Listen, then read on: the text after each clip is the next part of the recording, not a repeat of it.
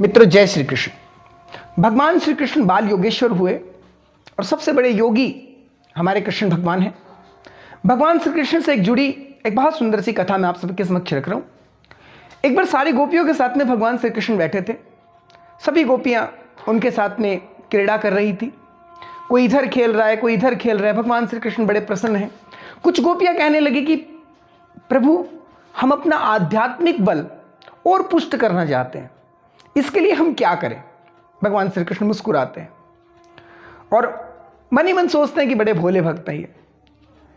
और वास्तव में ये भोलापन है कि साक्षात त्रिलोकी भगवान श्री कृष्ण उनके समक्ष है और वो अपना आध्यात्मिक बल पुष्ट करवाने के लिए कह रही हैं। तो भगवान श्री कृष्ण मुस्कुराते हुए कहते हैं कि तुम जाओ और दुर्वासा ऋषि जी को भोजन करवा के आओ।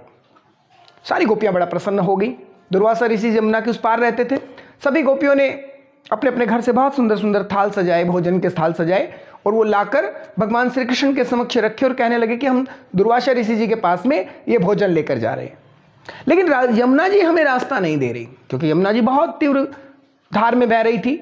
यमुना जी हमें रास्ता नहीं दे रही। भगवान श्री कृष्ण मुस्कुराते और कहते हैं कि यमुना जी के पास जाओ और ये कहो कि यदि कृष्ण ने आज तक कभी किसी स्त्री के दर्शन नहीं किए हों, कभी किसी भी आज तक किसी के मन के अंदर उनके अंदर भाव नहीं आए हों किसी भी स्त्री के प्रति, तो यमुना जी हमें रास्ता दे दे। सारी गोपियां मुस्कुराती और अपने सर पर हाथ मारती हैं कि रोज हमारे साथ में खेलते हैं, क्रीड़ाएं करते हैं और ये कह रहे हैं कि आज तक किसी भी स्त्री के दर्शन नहीं किए हों। जैसी प्रभु की इच्छा। यमुना जी के पास में जाकर कहते हैं कि यमुना जी प्रणाम, बात तो अनोखी कर रहे हैं हम, लेकिन यदि आज तक भगवान श्री कृष्ण ने किसी भी स्त्री के दर्शन नहीं किए हों और वो सबसे बड़े योगेश्वर हैं, तो यमुना जी हमें रास्ता दे दे। यमुना जी दो हिस्सों में हो गई और उनको रास्ता मिल गया। सभी सोच में जा रही हैं कि चलो हमें तो दुर्वासा ऋषि जी को भोजन करवाना है।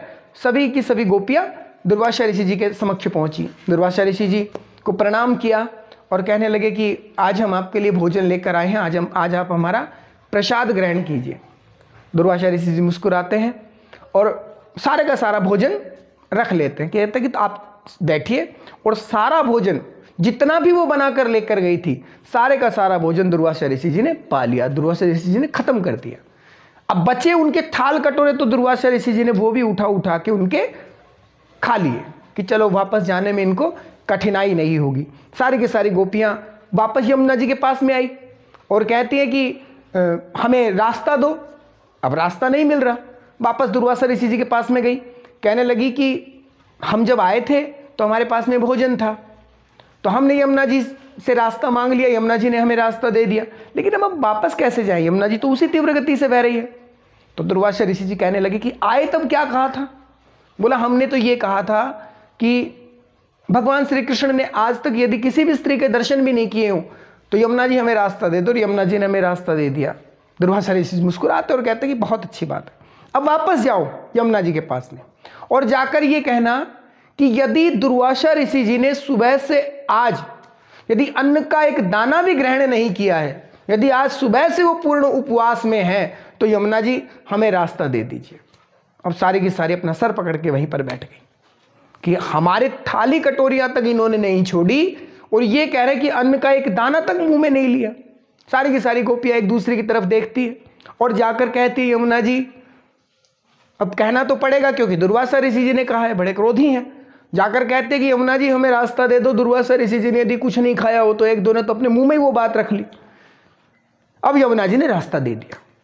अब इतनी बात सुनकर जब यमुना जी ने रास्ता दिया, तो जब सारी की सारी गोपियां नदी के इस यमुना जी के दूसरे छोर पर पहुंची तो बैठकर विचार कर रही हैं, एक झूठा तो इधर बैठा है और एक महाझूठा यमुना जी के उधर बैठा है। बोले ये दोनों झूठे हैं और सबसे बड़ी झूठी ये यमुना जी है, जो दोनों की साक्षी बन रही हैं कि उन्होंने आज तक किसी गोपी के दर्शन नहीं किए और उन्होंने आज तक अन्न का एक दाना ग्रहण नहीं किया। बोले सबसे बड़ी झूठी ये यमुना जी है। वास्तव में उनके मन के भाव थे, क्योंकि गोपियों के को ये नहीं पता था कि भगवान श्री कृष्ण ही योगेश्वर हैं और भगवान श्री कृष्ण ही समक्ष सृष्टि को बनाने वाले हैं और दुर्वासा ऋषि उनके परम भक्त हैं। तो आप सभी जुड़े रहें मोहन सागर यूट्यूब चैनल से, सब्सक्राइब करें और ऐसी सुंदर सुंदर कथाएं, कहानियां, भजन आप सुनते रहें। बहुत बहुत धन्यवाद।